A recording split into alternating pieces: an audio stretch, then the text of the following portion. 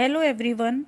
आज हम लोग इस वीडियो में बात करेंगे राष्ट्रीय आय एवं योग्यता आधारित छात्रवृत्ति परीक्षा के बारे में कि राष्ट्रीय आय एवं योग्यता आधारित छात्रवृत्ति परीक्षा क्या होती है, इसके बारे में क्या सामान्य जानकारियां हैं। तो साथियों, ये निम्न आय वर्ग के मेधावी छात्रों के लिए सरकार की एक स्कीम है।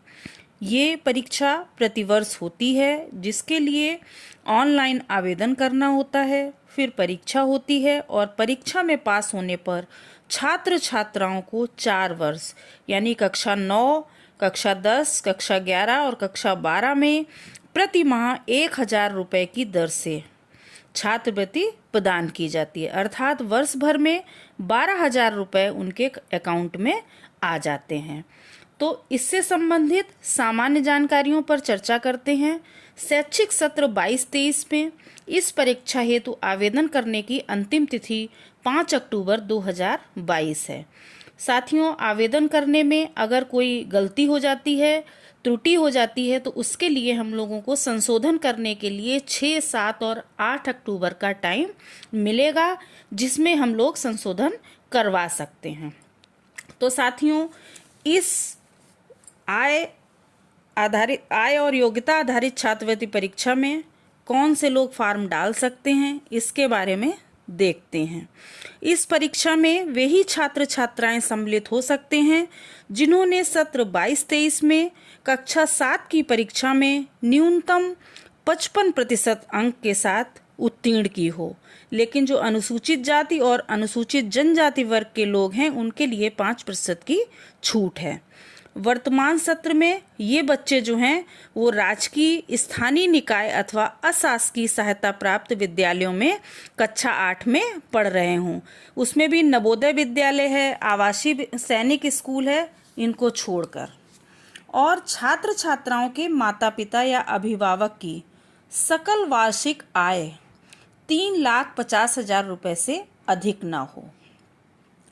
अगला देखिए, अन्य पिछड़ा वर्ग, अनुसूचित जाति, अनुसूचित जनजाति वर्ग तथा शारीरिक रूप से चुनौतीग्रस्त अभ्यर्थी एवं स्वतंत्रता संग्राम सेनानी के आश्रित अभ्यर्थी आरक्षण संबंधी लाभ हेतु सक्षम अधिकारी द्वारा प्रदत्त प्रमाण पत्र की प्रमाणित प्रति स्कैन करके अपलोड करें।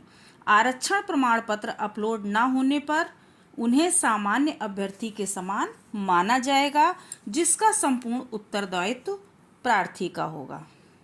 अभ्यर्थी द्वारा ऑनलाइन आवेदन पत्र के साथ सक्षम अधिकारी यानी तहसीलदार द्वारा निर्गत आय प्रमाण पत्र अपलोड करना होगा। इसके साथ आवश्यकता अनुसार अनुसूचित जाति, अनुसूचित जनजाति, अन्य पिछड़ा वर्ग, स्वतंत्रता संग्राम सेनानी के आश्रित एवं शारीरिक रूप से चुनौतीग्रस्त अभ्यर्थियों को आरक्षण संबंधी प्रमाण पत्र, जो कि ऑनलाइन आवेदन के अंतिम तिथि के निर्धारित प्रारूप पर सक्षम अधिकारी द्वारा निर्गत होगा, को आवेदन पत्र के साथ अपलोड करना होगा। आरक्षित वर्ग द्वारा आरक्षण संबंधित प्रमाण पत्र अपलोड न करने पर उन्हें सामान्य अभ्यर्थी की श्रेणी में रखा जाएगा। यानी कि अगर आप इस तरह के कोई प्रमाण पत्र अपलोड नहीं करवा पा रहे हैं तो आप सामान्य श्रेणी के अभ्यर्थी कहलाएंगे और उसी के अकॉर्डिंग आपको परीक्षा देनी होगी।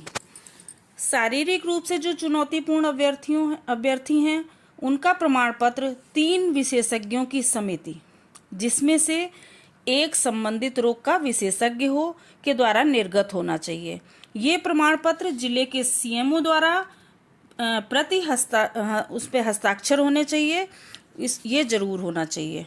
विकलांगता का 40% से कम होने पर संबंधित को विकलांगता का लाभ दे नहीं होगा।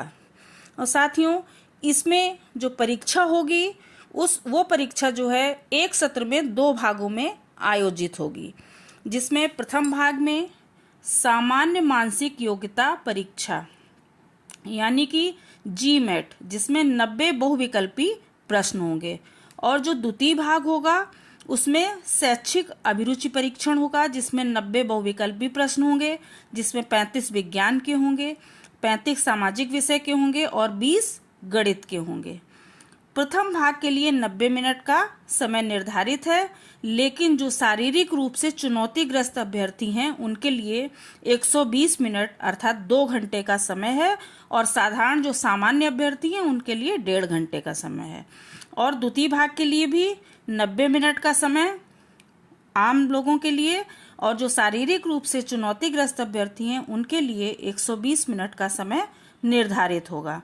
प्रत्येक प्रश्न के लिए 1 अंक दिया जाएगा और गलत प्रश्न पर कोई भी मार्क काटा नहीं जाएगा, यानी नेगेटिव मार्किंग नहीं होगी। तो साथियों, इस वीडियो में बस इतना ही। थैंक